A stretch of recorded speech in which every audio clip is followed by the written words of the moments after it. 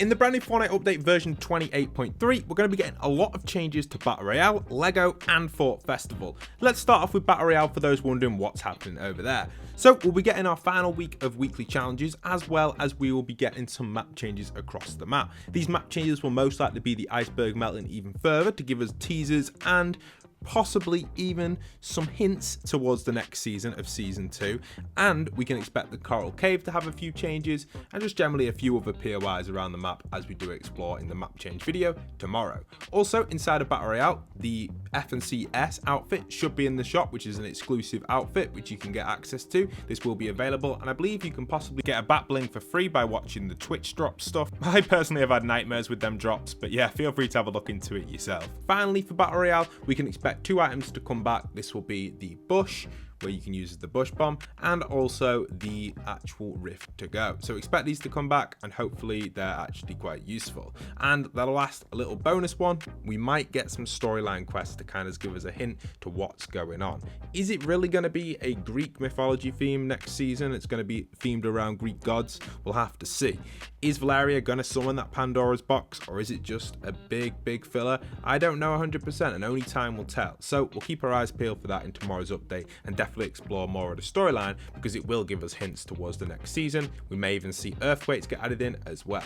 Now let's move on to LEGO Fortnite. LEGO Fortnite is a brand new update which should be going live tomorrow, and it's got an official name. It's called Gone Fishing. This update itself allows players to actually go fishing, obviously, inside of LEGO Fortnite. It's quite simple. You can craft different versions of the fishing rod from common to epic, and this can be used to catch fish in just general open waters. You can fish from floppers, jellyfish, shieldfish, thermal fish, slurp fish, small fry, and even the spicy fish, which is kind of cool to actually get these in the LEGO mode. I'll definitely probably make a little short or a full video on this tomorrow, just demonstrating all the new items in LEGO, because there's a few other items as well, which you can see here. You can now craft bait and a food processor, as well as a compass and a telescope. These items are all going to be handy, especially in the LEGO mode. A compass was definitely needed. A telescope will be fun as well, so you can scout out things at distance, and it'll be interesting to see how they work. So we'll definitely probably make a little video or add it into the map change video, depending on how much and how complex the content is in the LEGO stuff.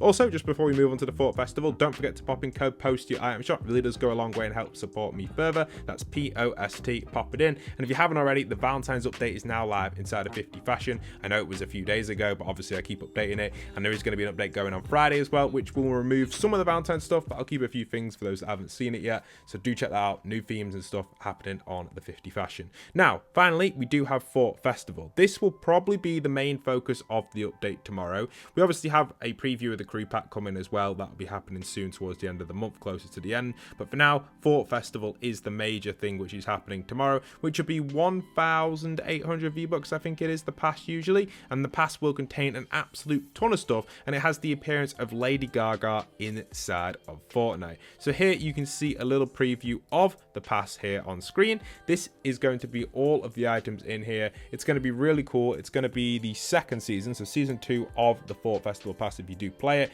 and you can get an absolute ton of items in here. There are a lot. Like, when you look at this, you've got loading screens, different instruments, different emotes, and just really cool stuff which you can get access to. Now, I'm not too sure if you need to buy the pass always, because obviously if you want the skin, buy it and stuff, and the instruments, but to me there isn't too many items in here that you can use in BR. Yes, there's a few emotes and stuff, but that's about it really. We haven't really got anything major inside of here other than skins and emotes that would make me want to buy it. Now, I do want the skin, so maybe I'll do it for that, but it takes so long to level up these passes. I did it last time, and to be honest, I just gave up. I just upgraded it and paid for it fully. So it's one of them, but yeah, the pass looks awesome. Let me know in the comments what you guys think of this Lady Gaga pass. But not only that, we should also expect Lady Gaga to have her own skin in the game. Here you can see that here, like her own item shop one, which will probably be this one here as her own kind of like icon style skin, which will be in the item shop. I still find it funny how everyone calls them skins, because the official name for them is outfits. It just makes me laugh randomly every now and then. But yeah, we'll keep an eye out for that as that does go live in tomorrow's update. Now, I know a few of you guys have been asking me, Pat, what about a storyline video? What about all this sort of stuff and all these different things going on in the world of Fortnite? And what's happening with the current Teenage Mutant Ninja Turtle stuff as well? Well, let's start off with the Ninja Turtle stuff before we jump back to the storyline. Ninja Turtle stuff is still going on for the next 6 or so days. It's so that we can unlock the bat blings. Do them quests if you want that free bat bling, which you can get in the Ninja Turtle stuff. I highly recommend it.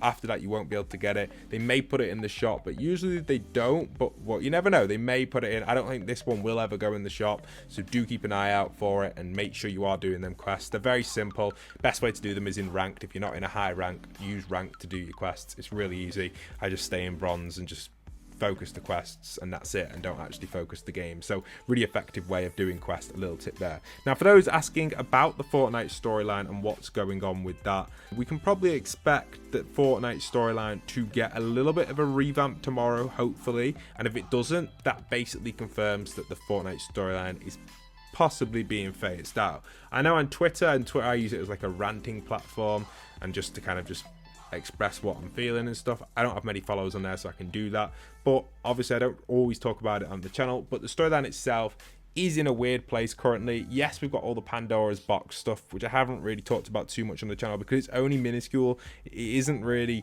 100% provided evidence in the game yet, and if we don't get that evidence, obviously we can assume that we may never actually get the Fortnite storyline to be continued over to this season 2. Now for me, this season 2 is a big deal. This season 2 has to have a storyline to make me still personally interested in it.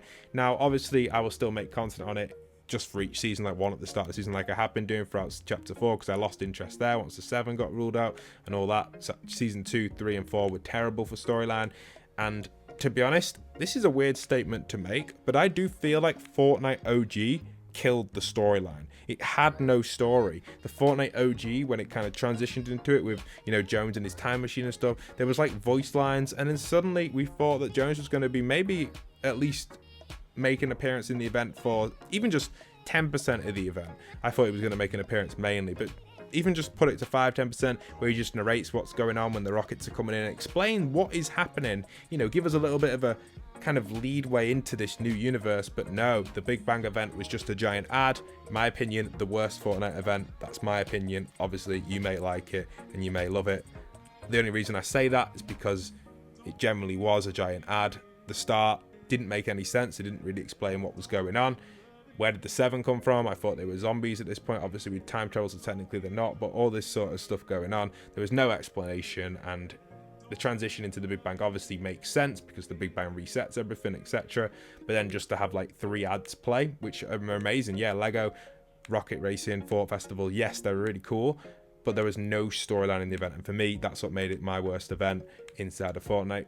You know, talking of end of seasons events, we're not counting in like Travis or Ariana or Marshmallow. They're separate. They're like music events. This one technically should have been a storyline seasonal event, but it was kind of like a mixture of both and just didn't really vibe with me personally on that level. So yeah, generally speaking, I think that if this next transition between season 1 and 2 doesn't need a live event, but if it doesn't have any storyline being told, maybe in these narrative quests that we may get, or just anything in general, then the storyline is officially nail in the coffin, over. So yeah, we just wait and see. I'm excited though, because I hope it doesn't end like that, and I hope this isn't the end, because there is a lot of potential. But I feel like the way Fortnite's going with UEFN, Lego, Racing, Disney now have collabed with Fortnite, it kind of is a little bit clear that they don't really want to prioritize the story. And generally speaking, most of the Fortnite storyline lore fans, not me, and maybe not you watching this video, but most of the ones that were actively following the storyline when it was at its peak, which we would say chapter 3, would you say the Fortnite storyline was at its peak? I'd say the end of chapter 2 to chapter 3. You can agree or disagree with that. That's what I would say anyway. So if we look at it from that period, it's been 2 years since we've had any Fortnite storyline. Most of the players that actively played in chapter 3, chapter 4, have either grown out of it or moved on. And the reason I say that, most of the players who were into lore, not just in general lore, the players, you know, you may still play, and if you still are a lore fan and you actively play, fair enough, but most of the lore fans are already a little bit older on the audience side because the lore's so complex, and it was already been 2 years. So think how many lore fans are actually left. Yes, there's a lot, but there's not as many as there used to be. So another sign that maybe hints that the lore is going to end, but we will see. Next season will tell us. I'm excited and I'm hoping that it stays, but I just want to be covering all angles here just in case. Anyway, hope you guys have enjoyed. Don't forget to use code POST. Peace.